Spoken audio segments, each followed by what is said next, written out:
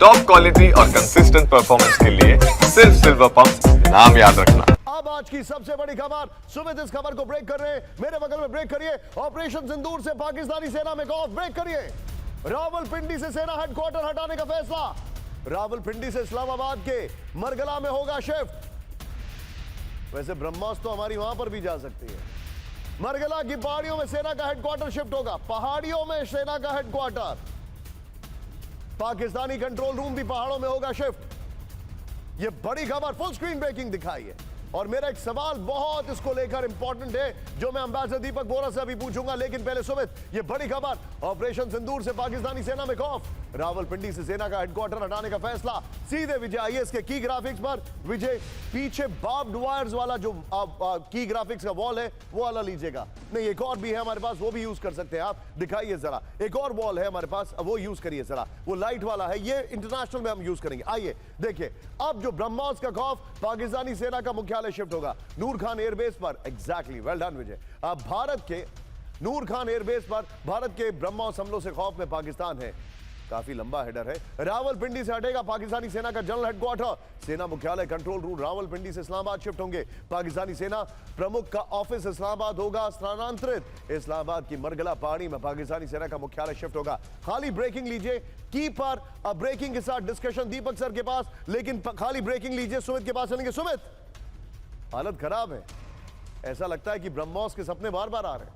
देखिए बिल्कुल निशांत, क्योंकि हमने सिर्फ रावलपिंडी हो या फिर आप कह सकते हैं कि नूर खान बेस हो, ये सारे एक बेसिस वो बेसिस थे जो ना सिर्फ लॉजिस्टिक सपोर्ट के लिए या फिर डिफेंस के लिए इस्तेमाल किए जाते थे, बल्कि ये वो बेसिस थे जो स्ट्रेटेजिक प्लान डिवीजन के अंदर आते थे, यानी वो डिवीजन जो आगे की स्ट्रेटजीज को डिसाइड करती थी। भारत ने इन जगहों पर अटैक कर कर ना सिर्फ पाकिस्तान के एयरफोर्स के मनोबल को बल्कि उनकी स्ट्रेटजीज को भी एक्सपोज कर दिया। यही वजह जो आप खबर आप बता रहे हैं वो इसी को लेकर है कि पाकिस्तान की स्ट्रेटजीज एक्सपोज हो चुकी है और अपनी स्ट्रेटजीज को बचाने तक का भी दम पाकिस्तान के पास नहीं था। और अब इसी के चलते वो अपने इन सभी लोकेशंस को चेंज कर रहे हैं, क्योंकि उनको पता है ये कॉम्प्रोमाइज हो चुकी है, ये भारतीय एयरफोर्स या फिर भारतीय सेनाओं के आप कह सकते हैं कि पूरे रेडार्स में है और इसी के चलते सारे कदम उठाए जा रहे हैं। आप जो बता रहे हैं सुमित, मैं चाहूंगा की पर आइए और ब्रेकिंग लीजिए। अंबेसडर दीपक बोरा सर मेरे साथ है। दीपक सर, हमें पता है कि पिछले कुछ दिनों में किस तरीके से ईरान और पाकिस्तान की नजदीकियां बढ़ गई हैं।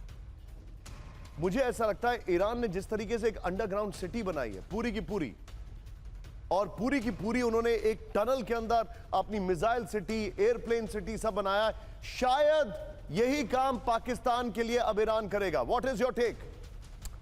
Thank you very much sir. हमेशा बहुत अच्छा लगता है, आपसे बात करता हूँ, सीखता हूँ, और फिर जनरल सेना साहब की बात हमेशा बहुत एक्यूरेट रहती है, सो थैंक यू। अभी आप ईरान और पाकिस्तान की बात कर रहे हैं sir. First of all let me just say कि अभी ये जो डोनाल्ड ट्रंप साहब होके आए हैं मिडिल ईस्ट में, आपको पता है कहाँ कहाँ गए थे, उनका एक ही पर्पस था। पर्पस ये था कि धंधा करो, मेरे हथियार खरीदो। सऊदी अरेबिया को बोला, यूएई को बोला, तुर्की को बोला, कतार को, खरीदते जाओ। किसको मारोगे उनके साथ, उसका कोई लेना देना नहीं। There is no morality in Donald Trump's business, वो सवाल नहीं पैदा होता।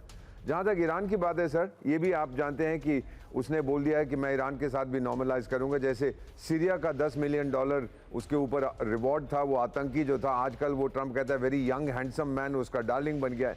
ईरान के साथ ये होता है sir, give me a moment to explain. हम लोग कहते हैं कि हमारे दुश्मन का दुश्मन मेरा दोस्त होता है, लेकिन ये कौन कहता है कि जो मेरे दोस्त का दुश्मन है वो लाजमी मेरा भी दुश्मन हो। सो अभी तक तो ट्रंप कोशिश करता रहा ईरान के ऊपर, ये प्रतिबंध लगाया, ये लगाया, कुछ नहीं हो रहा है, तो कहता है डार्लिंग अब चल छोड़ ये सब प्रतिबंध का, अब तू मेरा दोस्त बन जाए, let's try a new approach. क्यों इजराइल से पंगा ले रहा है?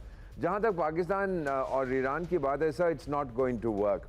और ईरान शुरू से कहता है मैं शहनशाह हूँ इस्लामिक वर्ल्ड का, पाकिस्तान कहता है अरे बकवास मत कर, एटॉमिक वेपन तो मेरे पास है।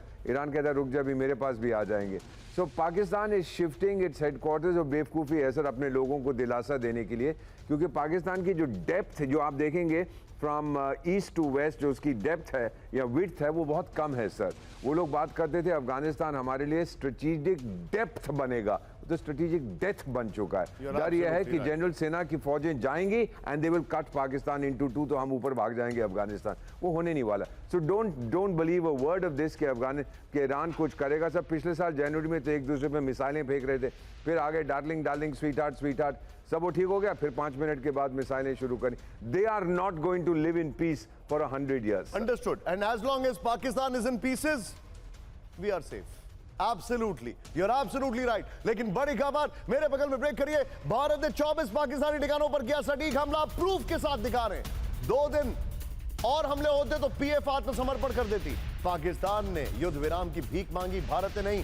भारत को कोई नुकसान नहीं पहुंचा पाया। पाकिस्तान, ये पाकिस्तानी पत्रकार मोहित पीरजादा का दावा है।